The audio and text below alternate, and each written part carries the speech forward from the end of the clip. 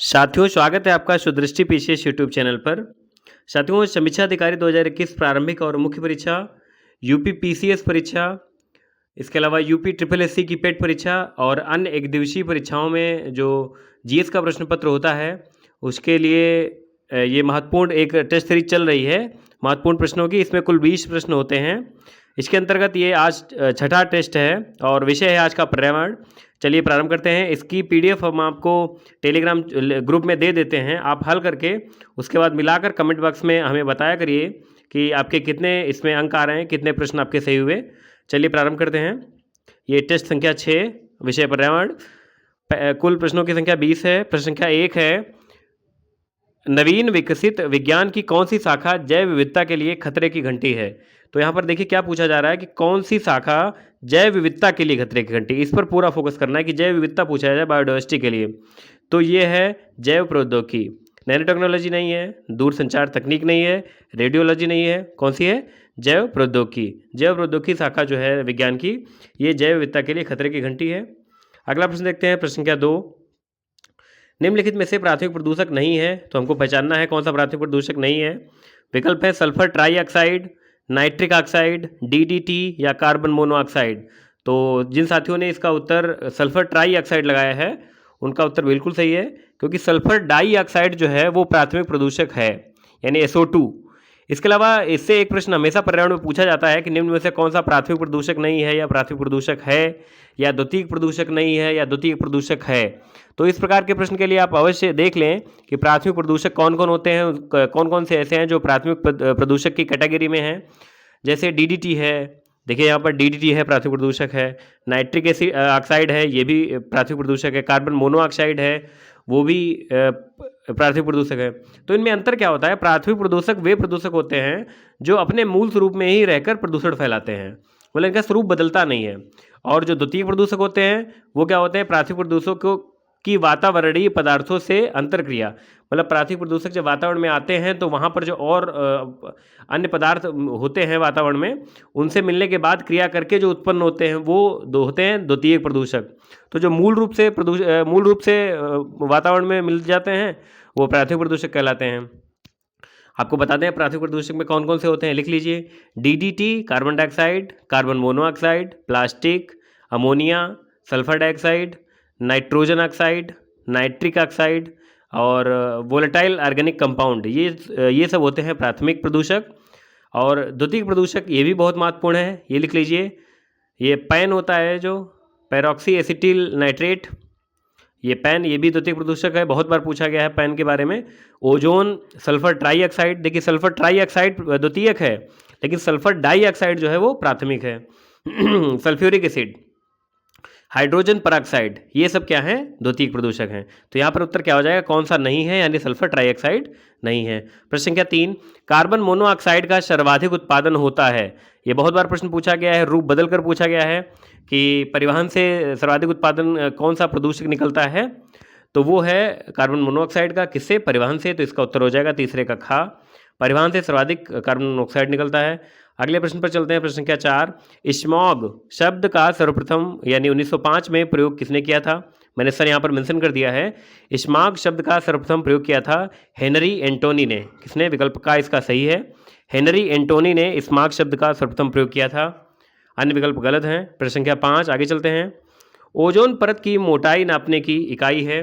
तो यहाँ पर हमने कई विकल्प दे रखे हैं, पॉइज, डेसिबल, हर्ट्ज या डॉप्सन।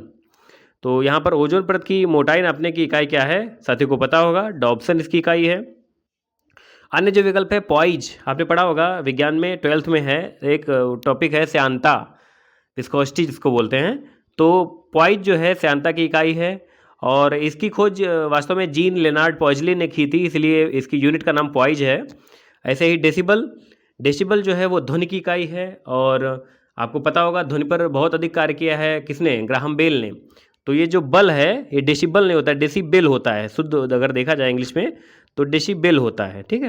ये बेल पीछे ग्राहम बेल वाला ही है, ठीक। हर्ट्ज तो पता ही होगा आपको किसकी इकाई होती है। चलिए, तो यहाँ पर क्या हो गया? ओजोन परत की मोटाई नापने की इकाई क्या है? डॉप्सन है। अगला प्रश्न, प्रश्न संख्या 6, दम घोटू गैस की संज्ञा दी जाती है। ये किसको दी जाती है? दम घोटू गैस की संज्ञा दी जाती है कार्बन मोनोऑक्साइड को। किसको? इसका सही उत्तर क्या हो जाएगा? कार्बन मोनोऑक्साइड यानी CO। कार्बन मोनोऑक्साइड दम घोटू गैस कही जाती है, क्योंकि ये अगर शरीर के अंदर चली जाए तो ऑक्सीजन की अपेक्षा इसकी रक्त में इसकी घुलने की क्षमता बहुत अधिक होती है और उससे ऑक्सीजन कम पड़ने लगती है, इसलिए दम घुटने लगता है। इसलिए कार्बन मोनोऑक्साइड को दम घोटू गैस भी कहा जाता है। तो इसका उत्तर हो जाएगा ग वाला यानी कार्बन मोनोऑक्साइड।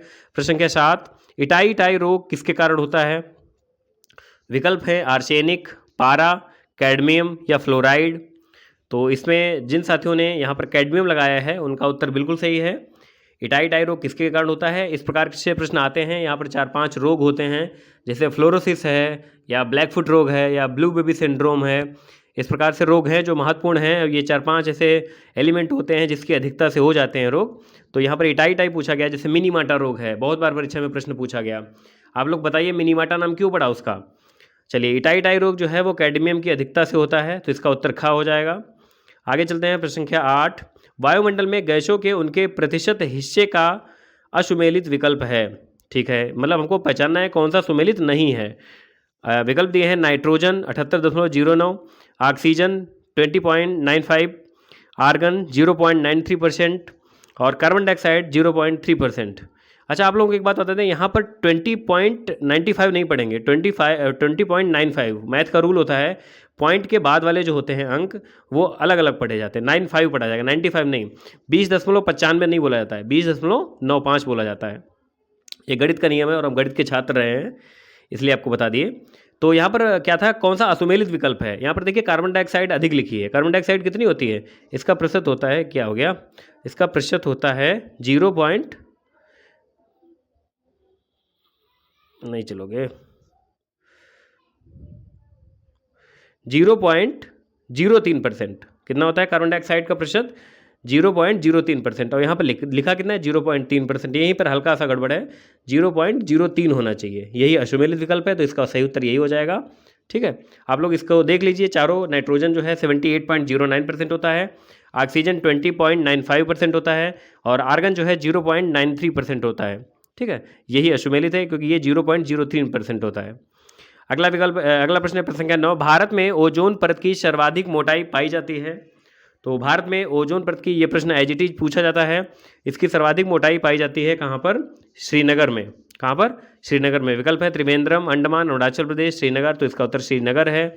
और सबसे कम मोटाई जो है वो पाई जाती है त्रिवेंद्रम में। और आप लोग बताएं हमें त्रिवेंद्रम भारत के किस राज्य में है? ठीक है, तो सबसे अधिक मोटाई पूछा जाएगा तो श्रीनगर, और सबसे कम मोटाई त्रिवेंद्रम में। अगला प्रश्न प्रश्न संख्या 10, शीशे द्वारा मनुष्य का सर्वाधिक प्रभावित अंग है। तो विकल्प हमारे पास है मस्तिष्क, उदर, यकृत या त्वचा। ठीक है, तो इसका सही उत्तर हो जाएगा मस्तिष्क।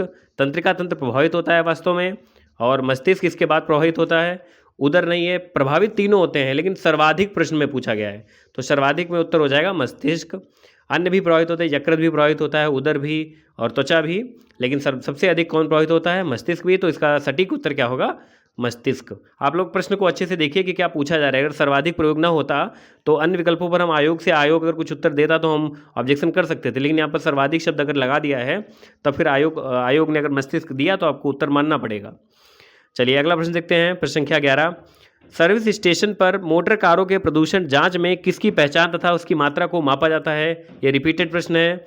और विकल्प देखते हैं शीशा तथा कार्बन कण, नाइट्रोजन तथा सल्फर के ऑक्साइड, कार्बन मोनोऑक्साइड और कार्बन डाइऑक्साइड। हमने बताया आपको कार्बन मोनोऑक्साइड भी निकलता है मोटर कारों से, और सर्वाधिक योगदान इन्हीं का होता है, परिवहन से ही होता है, चाहे वो बड़े वाहन हो चाहे छोटे वाहन हो। इसका सही उत्तर है शीशा तथा कार्बन कण।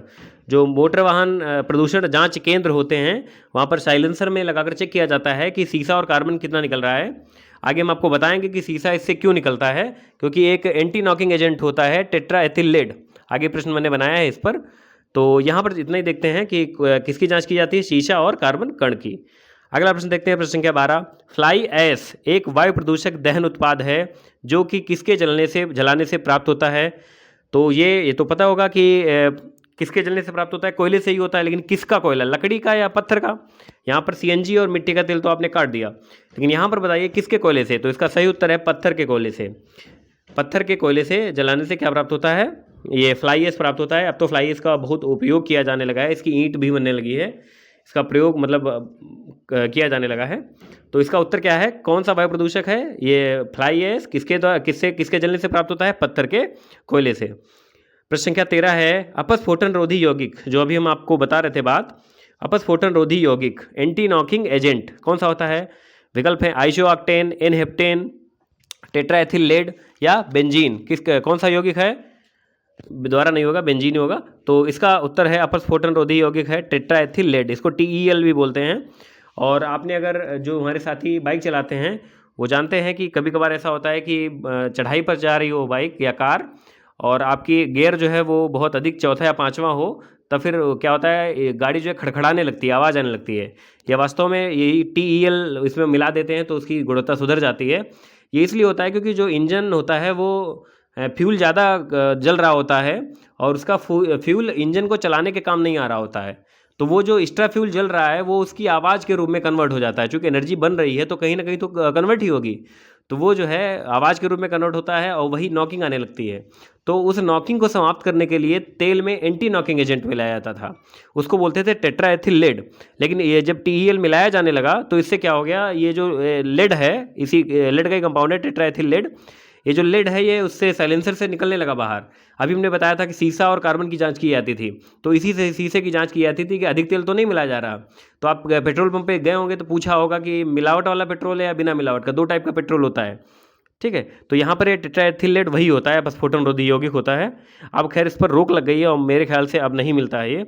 आगे चलते हैं, प्रश्न संख्या 14, विश्व पर्यावरण संरक्षण दिवस किस तिथि को मनाया जाता है? तो विकल्प देखते हैं, 5 जून, 16 सितंबर, 16 अक्टूबर, 26 नवंबर। और बहुत ही आसान प्रश्न है, आपको पता होगा। यहाँ पर जिन साथियों ने विकल्प 5 जून लगाया है उनका उत्तर बिल्कुल गलत है, क्योंकि विश्व पर्यावरण संरक्षण दिवस 5 जून को नहीं मनाया जाता है, ये मनाया जाता है 26 नवंबर को।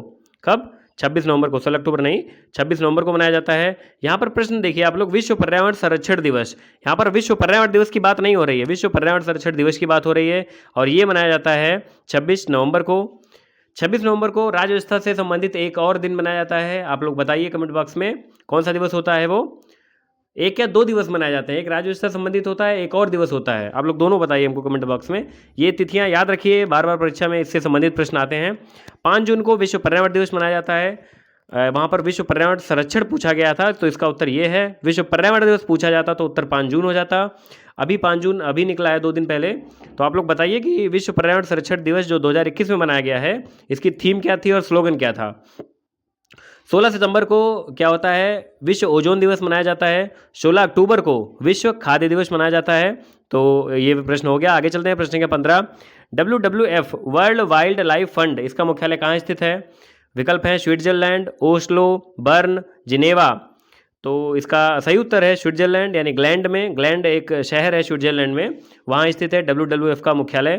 और अगर इससे ही एक प्रश्न पूछा जा चुका है कि इसका प्रतीक चिन्ह क्या है, तो इसका प्रतीक चिन्ह है जायंट पांडा, यानी सफ़ेद और ब्लैक कलर का, आपने देखा होगा व्हाइट एंड ब्लैक, एक प्यारा सा भालू टाइप का होता है, टेडी बियर जैसा, वो पशु इसका प्रतीक चिन्ह है, किसका? WWF का।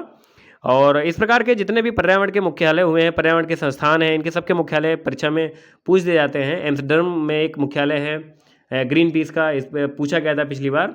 तो इस प्रकार के जितने भी मुख्यालय कहीं पर भी हैं या जो महत्वपूर्ण संस्थान है उनके मुख्यालय पूछ दिए जाते हैं परीक्षा में, तो आप ये सब अवश्य रट लें, इसमें गलती ना करें। अगला प्रश्न है, पेयजल में नाइट्रेट की अधिकता से होने वाला रोग है। विकल्प हैं black foot, itai, blue baby syndrome या फ्लोरोसिस। तो इसका सही उत्तर है, पेयजल में नाइट्रेट की अधिकता से ब्लू बेबी सिंड्रोम होता है। ब्लू बेबी सिंड्रोम में क्या होता है कि जो इसमें जब नाइट्रेट की अधिकता हो जाती है तो शरीर में हीमोग्लोबिन कन्वर्ट होने लगता है, किसमें? हीमोग्लोबिन के स्थान पर मेथेमोग्लोबिनिया बिनेमिया, ये इसका नाम है मेथेमोग्लोबिनिमिया, इसका स्तर बढ़ने लगता है। तो क्या होता है, तो जो स्किन का कलर है वो चेंज होने लगता है, ब्लू हो जाता है, इसीलिए इसका नाम ब्लू बेबी सिंड्रोम है। ऐसे ही मिलता जुलता एक और रोग होता है बबल बेबी सिंड्रोम, या रोग होता है या सिंड्रोम होता है, मुझे अच्छे से नहीं कंफर्म है, बहरहाल बबल बेबी नाम होता है उसका, वो भी आप देख लीजिए किस वजह से होता है। अन्य विकल्प हैं ब्लैक फुट, आप देख लीजिए ब्लैक फुट क्या होता है। ब्लैक फुट मैंने बताया भी, आर्सेनिक की अधिकता से, आप नेट पर एक बार डालिए ब्लैक फुट, उसमें दिखाई पड़ेगा, इसमें पैर जो है नीचे सड़ने लगता है। इटाई कैडमियम की अधिकता से होता है, इससे पहले प्रश्न हो चुका है। फ्लोरोसिस, फ्लोरोसिस जो है फ्लोराइड की अधिकता से होता है और इसमें दांत की हड्डियां और दांत और हड्डियां कमज़ोर पड़ने लगती हैं। दांत की हड्डियां नहीं, दांत और हड्डियां कमज़ोर पड़ने लगती हैं और इसमें हड्डियां टेढ़ी हो जाती है कमज़ोर होने के कारण। इसलिए एक रोग होता है नॉक नी। नॉक नी रोग जो होता है वो इसी से होता है, क्या बोलते हैं इसको, फ्लोराइड की अधिकता से ही, इसको फ्लोरोसिस बोलते हैं इस रोग को। तो हमारा प्रश्न क्या था, पेयजल में नाइट्रेट की अधिकता से होता है ब्लू बेबी सिंड्रोम। अगला प्रश्न देखते हैं, ब्लू बेबी सिंड्रोम। अगला प्रश्न है, ओजोन आभा मंडल यानी हेलो की खोज किसके द्वारा की गई? विकल्प है हमारे पास M Molina, GW Kentmoor, Joseph Foreman या मार्कस रेक्स। तो इसका सही उत्तर है GW केंटमूर के द्वारा, जोसेफ फोरमैन के द्वारा नहीं की गई। जोसेफ फोरमैन ने ओजोन छिद्र का पता लगाया था, अन्य विकल्प इससे संबंधित नहीं है। तो यहाँ पर प्रश्न का सही उत्तर क्या हो जाएगा, ओजोन आभामंडल यानी ओजोन हेलो की खोज GW केंटमूर के द्वारा की गई। अगला प्रश्न है, समानता नदियों में BOD का स्तर होना चाहिए। तो इस प्रकार के प्रश्न BOD पर और नदियों में COD क्या होता है, बायोलॉजिकल ऑक्सीजन डिमांड और केमिकल ऑक्सीजन डिमांड, और एक टर्म और यूज होता है DO यानी डिजॉल्व्ड ऑक्सीजन यानी घुलित ऑक्सीजन। तो ये देख लीजिए क्या क्या होते हैं और कितना BOD होना चाहिए वास्तव में। तो यहाँ पर प्रश्न है समानता नदियों में कितना होना चाहिए। इसका सही उत्तर है 10 mg/dl पर एल यानी 10 मिलीग्राम पर लीटर। ये BOD का सामान्य स्तर होना चाहिए नदियों में। अगला प्रश्न है, वन किस सूची का विषय है? विकल्प है संघ सूची, राज्य सूची, समवर्ती सूची, इनमें से कोई नहीं। तो इसका सही उत्तर है ये संघ सूची का भी नहीं है, राज्य सूची का भी नहीं है, दोनों का है यानी समवर्ती सूची का विषय है। तो इसका सही उत्तर क्या हो जाएगा, समवर्ती सूची का विषय है। अंतिम प्रश्न है इस टेस्ट का, केंद्रीय मृदा लवणता अनुसंधान संस्थान स्थित है? विकल्प है हिसार, जैसलमेर, करनाल या भुज। और इसका सही उत्तर है करनाल। केंद्रीय मृदा लवणता अनुसंधान संस्थान ये करनाल में स्थित है। और आप लोग ये कुल 20 प्रश्न पूरे हुए। आप लोग हमें कमेंट बॉक्स में कमेंट करके बताएं कि आपके कितने इसमें प्रश्न सही हुए। इसके अलावा आपके GS की इस टेस्ट सीरीज से कितना लाभ हो रहा है आपको, और हिंदी के टेस्ट सीरीज से आपको कितना लाभ हो रहा है। मैंने देखा है जो हम हिंदी के 3 टेस्ट करा चुके हैं, तो पहले टेस्ट में उतने अच्छे अंक आपके नहीं आए, लेकिन बाद में धीरे धीरे करके आपने पर्यायवाची शब्द, वाक्य एवं वर्तनी और विशेष विशेषण और इन सबको अच्छे से समझ लिया है, शब्दों का अर्थ समझ गए हैं। तो आपके अंक, कई साथी हमारे जिनके 52 से 55 अंक आ रहे हैं। तो आप सब बताएं कि ये टेस्ट सीरीज और नोट्स हम जो प्रोवाइड करा रहे हैं, जिनका बार बार आप अध्ययन कर रहे हैं, उनसे आपको कितना लाभ हो रहा है। और मुझे पूरी आशा है कि आप अगर ऐसे ही अनवरत रूप से लगे रहेंगे तो आप मुख्य परीक्षा अवश्य लिखेंगे और मुख्य परीक्षा के बाद आपका अंतिम चयन भी होगा और आपसे हम सचिवालय में अवश्य मिलेंगे। धन्यवाद।